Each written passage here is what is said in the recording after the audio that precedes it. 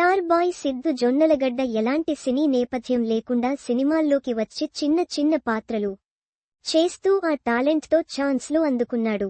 ఇక విలన్గా తన సత్తా చాటిన ఈ యాక్టర్ కృష్ణ అండ్ హిస్ లీలతో హీరోగా మెప్పించాడు. ఇక నెక్స్ట్ డీజే టిల్లుతో తనకంటూ సెపరేట్ క్రేజ్ ఏర్పరచుకున్నాడు సిద్ధు జొన్నలగడ్డ. త్వరలో జాక్గా రాబోతున్నాడు సిద్ధు. ఈ సినిమాను బొమ్మరిల్లు భాస్కర్ డైరెక్ట్ చేయగా బీవీఎస్ఎన్ ప్రసాద్ నిర్మించారు. జాక్ సినిమా రిలీజ్ ప్రమోషన్స్లో పలు ఇంటర్వ్యూస్లో పాల్గొంటున్నాడు సిద్ధు జొన్నలగడ్డ. ఈ క్రమంలో సిద్ధు, డైరెక్టర్ బొమ్మరిల్లు భాస్కర్ గొడవ పడ్డారన్న విషయాన్ని ప్రస్తావించారు. సినిమా అవుట్పుట్ కోసం డైరెక్టర్, హీరో మధ్య గొడవలు కామన్ అని అన్నారు సిద్ధు.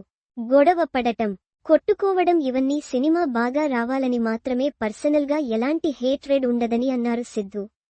జాక్లో ఒక సాంగ్ని డైరెక్టర్ లేకుండా షూట్ చేశారా అన్నదానికి సమాధానంగా డైరెక్టర్ చెప్పబట్టే తాను కొరియోగ్రాఫర్ అలా చేయాల్సి వచ్చిందని అన్నారు సిద్ధు.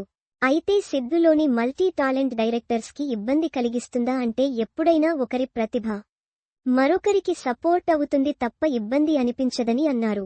యువ దర్శకులు సిద్ధుతో కథ చెప్పడానికి వెనకడుగు వేస్తారన్న కామెంట్స్ పై అలాంటిది ఏమీ ఉండదని అన్నారు.